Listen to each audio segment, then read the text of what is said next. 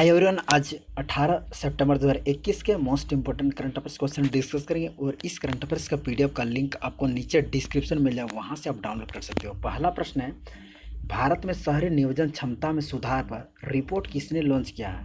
तो सही उत्तर है ऑप्शन ए, नीति आयोग। तो रिसेंटली नीति आयोग ने भारत में शहरी नियोजन क्षमता में सुधार पर एक रिपोर्ट लॉन्च किया है। यह रिपोर्ट बताती है कि शहर को साल 2030 तक सभी के लिए स्वस्थ शहर यानी हेल्दी सिटी बनाने की महत्वाकांक्षा आकांक्षा रखनी चाहिए। इस रिपोर्ट में 5 साल की अवधि के लिए 500 स्वस्थ शहर कार्यक्रम की भी सिफारिश की गई है। इस रिपोर्ट को नीति आयोग के वर्तमान उपाध्यक्ष राजीव कुमार, सीईओ अमिताभ कांत और विशेष सचिव के राजेश्वर राव ने लॉन्च किया है। अब यहाँ पर बात आई है नीति आयोग की, तो देखते हैं इससे रिलेटेड कुछ इम्पोर्टेंट पॉइंट। इसका फुल फॉर्म है national institution for transforming India, headquarter नई दिल्ली में है और स्थापना की गई थी 1 जनवरी 2015 में भारत के प्रधानमंत्री नरेंद्र मोदी के द्वारा। वर्तमान में अध्यक्ष भी पीएम नरेंद्र मोदी है, उपाध्यक्ष है राजीव कुमार, अमिताभ कांत सीईओ हैं। और आपको बता दूं, नीति आयोग ने रिप्लेस किया है किसको? तो योजना आयोग को रिप्लेस कर इसे बनाया गया नीति आयोग को। यह एक थिंक टैंक के रूप में कार्य करती है भारत सरकार का थिंक टैंक के रूप में कार्य करती है नीति आयोग।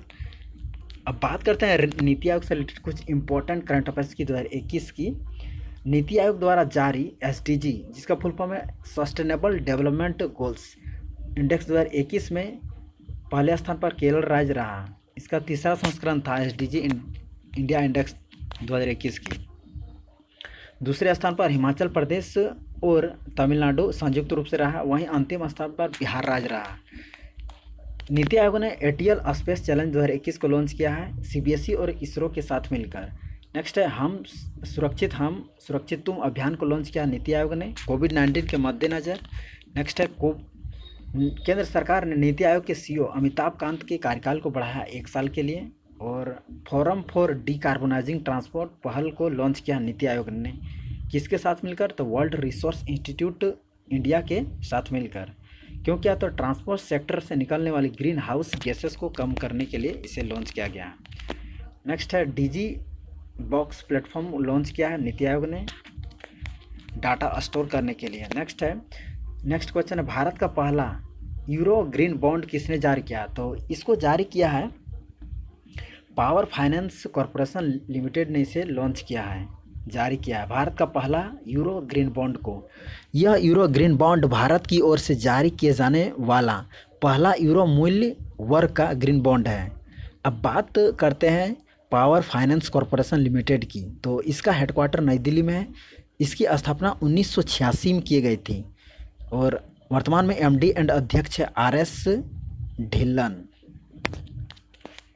अब देखते हैं 2021 में पहली बार भारत में क्या क्या हुआ है। तो पेपरलेस बजट पेश करने वाला भारत का पहला राज्य बना है उत्तर प्रदेश। और भारत का पहला रेबीज मुक्त होने वाला राज्य है गोवा। भारत का पहला स्पोर्ट सिटी के रूप में डेवलप किया जा रहा है किसको? अहमदाबाद को।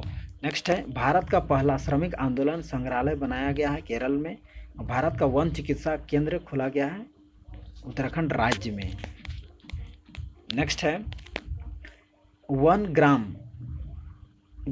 ग्राम पंचायत 1 डीजी पे सखी मिशन का शुभारंभ कहाँ किया गया? तो इसका शुभारंभ किया गया है यूटी यानी यूनियन टेरिटरी जम्मू और कश्मीर में इसका शुभारंभ किया गया है 1 ग्राम पंचायत 1 डीजी पे सखी मिशन को। और इसे शुरू किया है यहाँ के एलजी यानी लेफ्टिनेंट गवर्नर मनोज सिन्हा ने इसे लॉन्च किया है। इस मिशन को जम्मू कश्मीर के दूर दराज के गाँव की जो स्वयं सहायता समूह हैं कि महिलाओं के लिए इस मिशन को लॉन्च किया गया है। जम्मू कश्मीर एक यूनियन टेरिटरी है जो 2019 में अस्तित्व में आया और इससे पहले यह राज्य हुआ करता था। जब यहाँ से आर्टिकल 370 को हटाया गया, उसके बाद यह केंद्र शासित प्रदेश बन गया।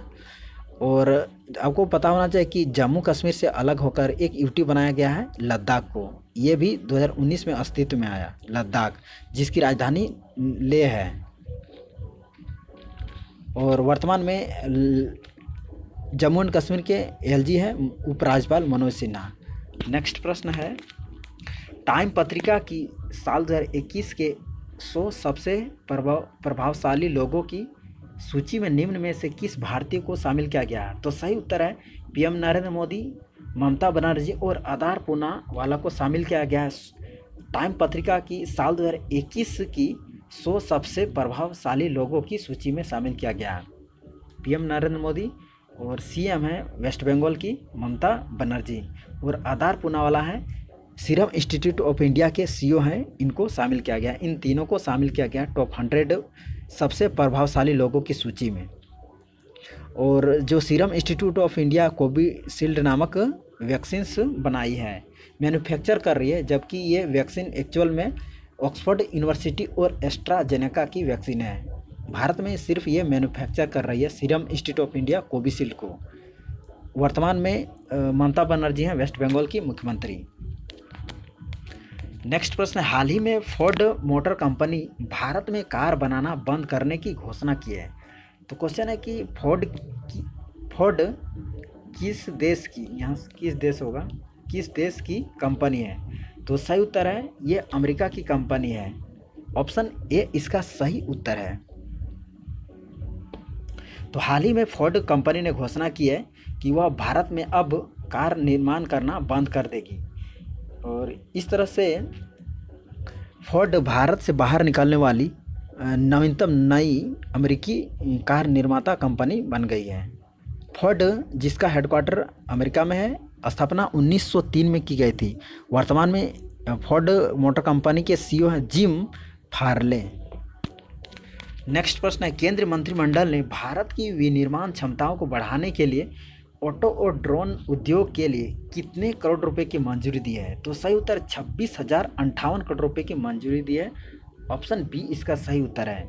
तो रिसेंटली केंद्रीय मंत्रिमंडल ने, कैबिनेट ने भारत में विनिर्माण क्षमताओं को बढ़ाने के लिए ड्रोन और ऑटो उद्योग में 26,058 करोड़ रुपए की मंजूरी दी है ताकि भारत को आत्मनिर्भर बनाया जा सके। नेक्स्ट प्रश्न है, केंद्रीय गृह मंत्री अमित शाह ने किस बैंक को राजभाषा कीर्ति पुरस्कार प्रदान किया है? तो सही उत्तर इसका होगा पंजाब नेशनल बैंक और यूनियन बैंक ऑफ इंडिया को हाल ही में केंद्रीय गृह मंत्री अमित शाह ने राजभाषा कीर्ति पुरस्कार से सम्मानित किया है। क्यों किया है? तो इन दोनों बैंकों ने राजभाषा जो हिंदी है को बढ़ावा देने के लिए यह अवार्ड दिया गया है दोनों बैंकों को। अब बात करते हैं पंजाब नेशनल बैंक, जो चौथी बार इस अवार्ड को पहले नंबर पे पाया है। इसका हेडक्वार्टर है पंजाब नेशनल बैंक का नई दिल्ली में। इसकी स्थापना की गई थी 1894 में और वर्तमान में पंजाब नेशनल बैंक के सीईओ हैं एसएस मल्लिकार्जुन राव। नेक्स्ट प्रश्न है, हाल ही में यानी रिसेंटली किस देश ने महिलाओं को विश्वविद्यालय यानी यूनिवर्सिटीज़ में पढ़ने की अनुमति दे दी है? तो सही उत्तर है अफगानिस्तान देश ने दी है। तो रिसेंटली आपको पता होगा, रिसेंटली अफगानिस्तान में आतंकवादी समूह तालिबान ने अपनी सरकार बनाई है और हाल ही में तालिबान के नए उच्च शिक्षा मंत्री अब्दुल बाकी हक्कानी ने इसकी घोषणा की है कि अब अफगानिस्तान के यूनिवर्सिटीज़ में महिलाएं पढ़ने की अनुमति दी गई है। किसके द्वारा? तो उच्च शिक्षा मंत्री अब्दुल बाकी हक्कानी के द्वारा। अब बात करते हैं अफगानिस्तान की।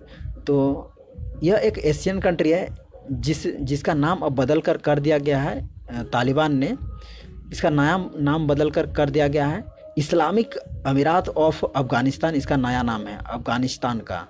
और वर्तमान में नए प्रधानमंत्री बनाए गए हैं यहाँ के मुल्ला मोहम्मद हसन अंखुद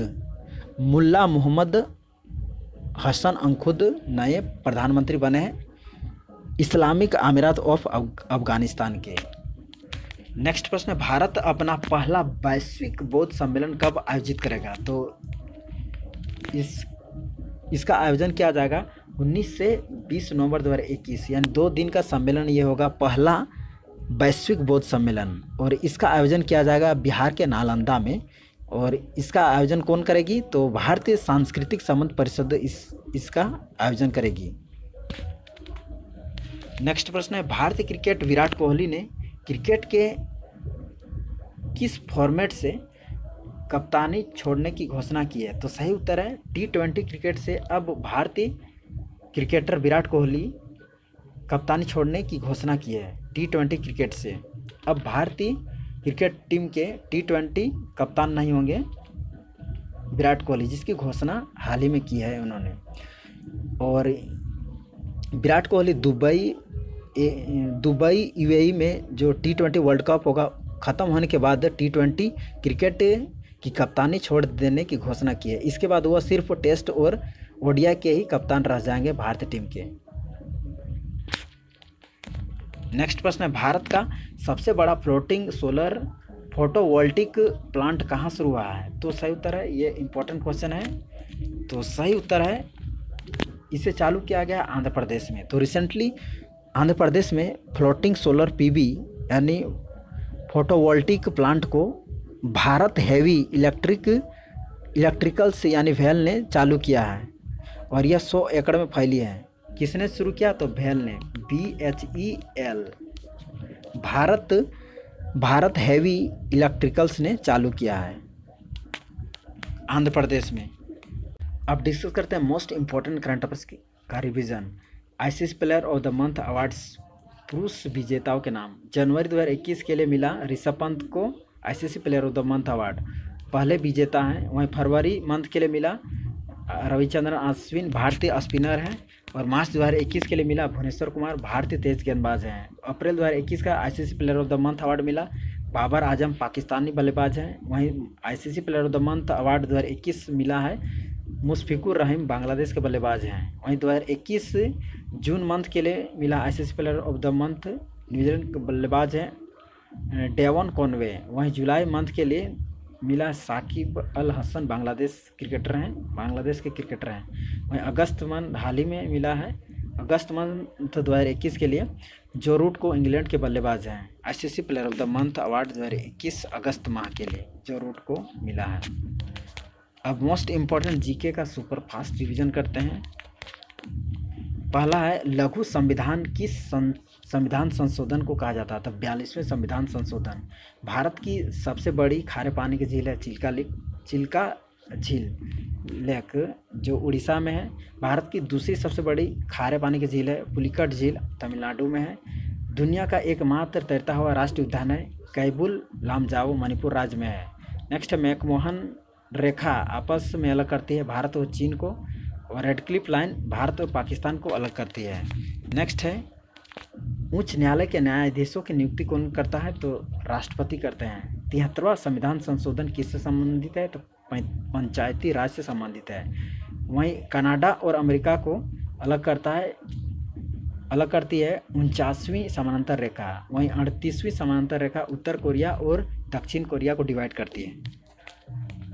आज का क्वेश्चन ऑफ द डे है, कमेंट सेक्शन में आपको आंसर करना है।